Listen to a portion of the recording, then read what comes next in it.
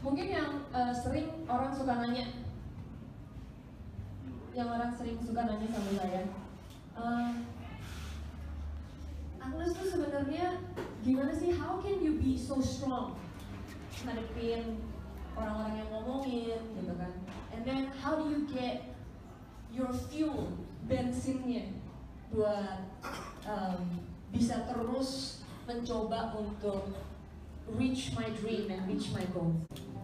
Itu makanya kenapa saya selalu bilang sama orang-orang, dreams are what drive me, but faith is what keeps me going. Jadi artinya mimpi itu yang drive, tapi yang bikin saya keeps going itu adalah faith. Dan you know what? That's what I learned from being his daughter. Isn't that so amazing bahwa Tuhan kita tuh saking sayangnya sama kita dikasih kisi-kisi gitu loh. Kita dikasih manual book. Makanya kenapa orang bilang suruh baca Alkitab bukan karena cuma oh ya orang Kristen harus baca Alkitab. No, karena itu manual booknya kita for our life. And that's the reason why kenapa I have my fuel, kenapa I have my faith. Not because I believe in me, but because I believe in God in me. That's different. That's because I believe in God in me and how I can be strong because my God in me is strong. That's the reason.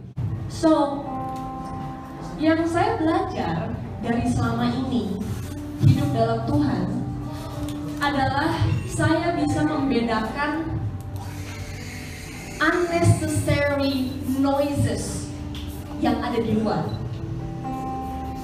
Dan saya belajar dari Tuhan, saya belajar dari Bible, gimana caranya untuk take action and not to react. Beda ya. Bereaksi sama take action is different. Pada saat tadi kita dapat masalah, apalagi sekarang zamannya social media, it's so easy for us to react. Begitu ada yang ngomongin kita, apa lo? Gitu kan. Oh ini, terus gini. Lo kenapa? Gitu kan. It's so easy for us to react instead of taking action. Buat saya, taking action pertama adalah be still, diam, pray, and really understand ini sebenarnya apa, buat apa, perlu nggak saya react, and even pada saat lagi saya memutuskan untuk ngomong balik misalnya, itu udah habis doa, itu udah habis mikir panjang, baru habis itu you make the statement. That's you taking action, not reacting. Kita selalu dengar dari orang-orang, oh ya, God's promise, God's plan, God's timing. Tapi kadang-kadang kita suka mikir, ujungnya sampai mana Tuhan? Kok sampai sekarang gue belum dapet? Kok lama banget? Why is it so slow? Bener gak sih kita kalau ada masalah atau ada apa kok kayaknya nggak sampai gitu loh. Yang pertama, kenapa sih ada masalah dalam hidup kita? Karena as a human being, it's so easy for us to get comfortable. Karena itu the natural reaction-nya. The natural reaction kita gampang banget untuk nggak mau keluar dari comfort zone. So the only way supaya kita bisa dengar apa yang Tuhan mau ngomongin ke kita adalah lewat masalah sometimes. Kita di-shake. You know, pada saat tadi kita ada di comfort zone, kita di-shake. Sampai pada akhirnya kita bertanya, ini ada apa ya? Ada apa sih kok? Why? Kenapa Tuhan? What's wrong with me? Ini ada apa ya? The only way Tuhan bisa berbicara, maybe not the only way, tapi one of the ways yang selama ini saya ngerasain adalah pada saat lagi saya digoncang dari comfort zone. Karena pada saat itu saya jadi apa? Aware. Saya nggak tidur. Saya dibangunin. Dan makanya kenapa orang-orang suka nanya, kok kalau misalnya lagi ada masalah, kok gue malah seneng gitu? Kok aku malah seneng? Karena artinya gue dipeduliin. You know what I mean? Artinya Tuhan sayang. Coba orang tua mana yang sayang sama anaknya terus nggak ngarahin kalau kita lagi bandel, atau pada saat kita malas-malasan kita nggak digoncang, ngapain saya bikin PR? Tapi it's because God loves us so much. He let things happen in our life bisa apa? Grow. Kita bisa grow as a person and be a better human being. Isn't that amazing? Istilahnya kan, ya ampun, Tuhan bukan kayak dia kurang kerjaan kali, banyak banget yang mesti diurusin ya kan? Tapi dia masih take the time untuk ngurusin kita, untuk bangunin, untuk kasih tahu kalau kita lagi salah jalan. Pada saat lagi ada masalah, our natural reaction adalah to react. Dan sometimes reaction itu yang bikin noises. Reactionnya bisa kita blame the situation. Aduh, gue telat soalnya macet. Wah, kalau udah macet, kenapa? Udah tahu Jakarta macet, kenapa nggak jalan duluan, right? Atau, oh ini gue begini gara-gara dia ngomongin gue duluan. Atau sometimes yang lebih parah adalah we blame God. Not only we blame God, kadang-kadang kita bahkan suruh dia yang proof ke kita. Mana Tuhan? Katanya janjinya begini. Mana? Tapi you know what?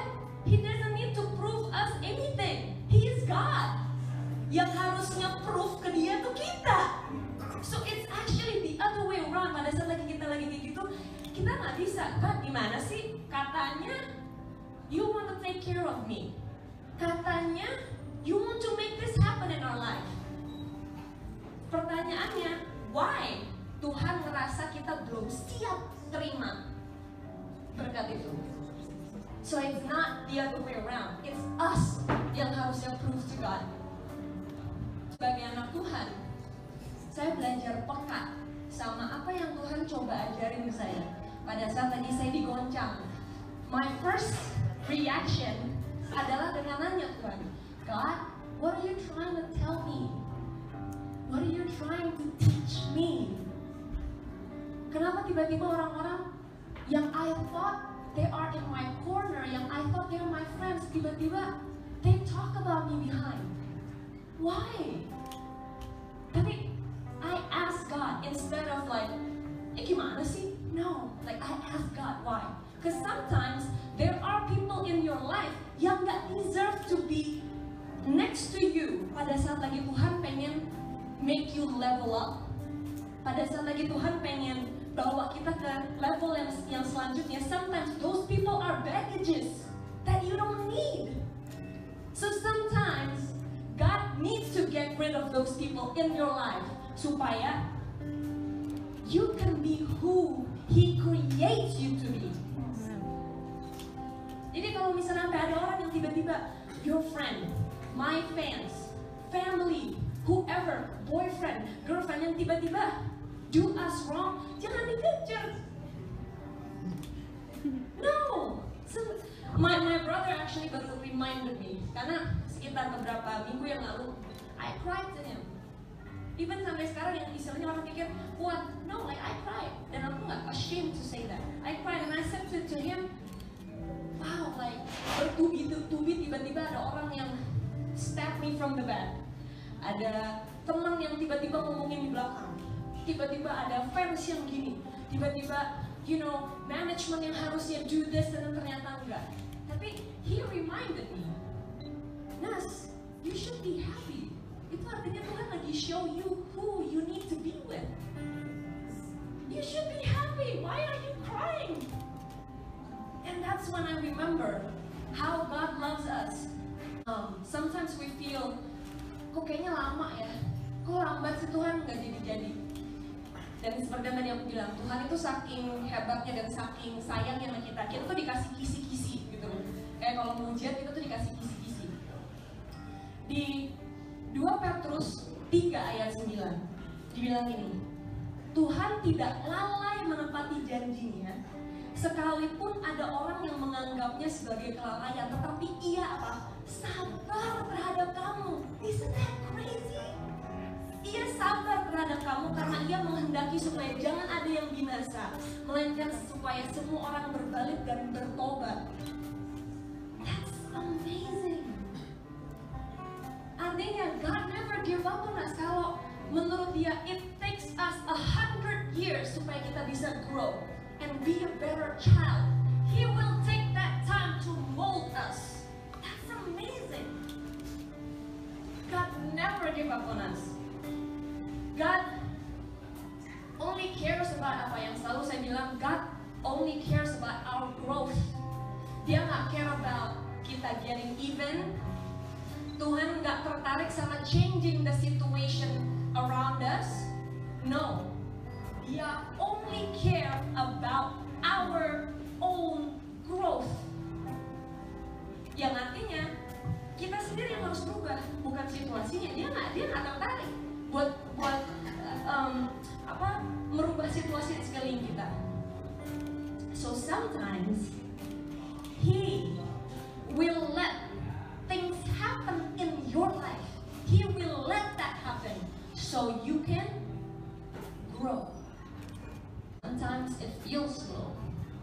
Sometimes I feel lonely. Sometimes I feel like ini gimana sih sebenarnya? Tapi I remember that Dia nggak pernah lupa. He never give up on me. So pada saat lagi ada kejadian kayak gitu setiap kali, I always ask God. I always take action by being still, praying to God, asking Him, Daddy JC. That's what I call Him. Daddy, what are you trying to tell me?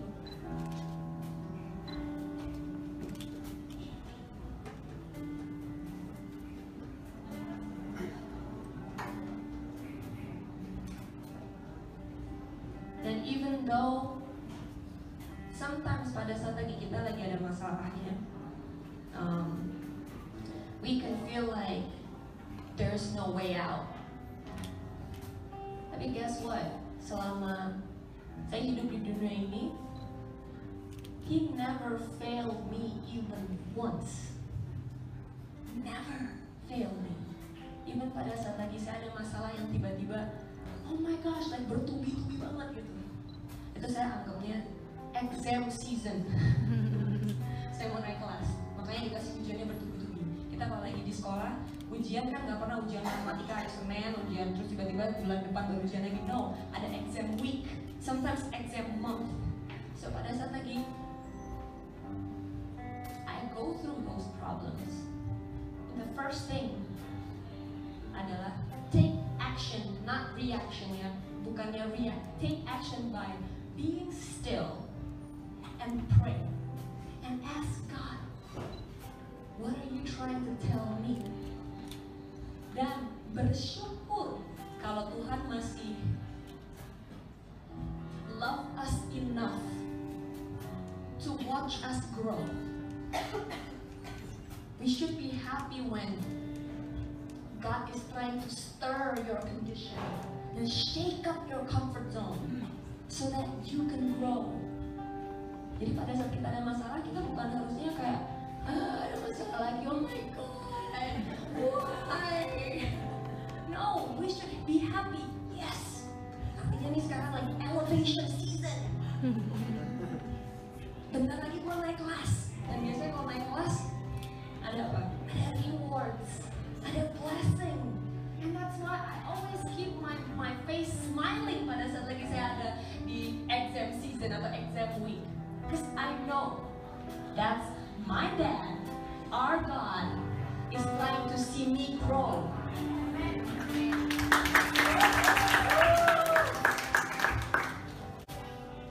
So, because our God never give up on us, that alone should be the reason why you should be thankful, grateful every day. Only that reason. Only that reason aja, that He never give up on us. Kebayang gak sih kalau kita bandel dikit, terus udah kita, aduh malas deh, masih banyak orang yang mesti gue urusin. I mean, tapi God never give up on us. Yet He's not slow in keeping His promises. Dia cuma sabar ngelihat kita berubah.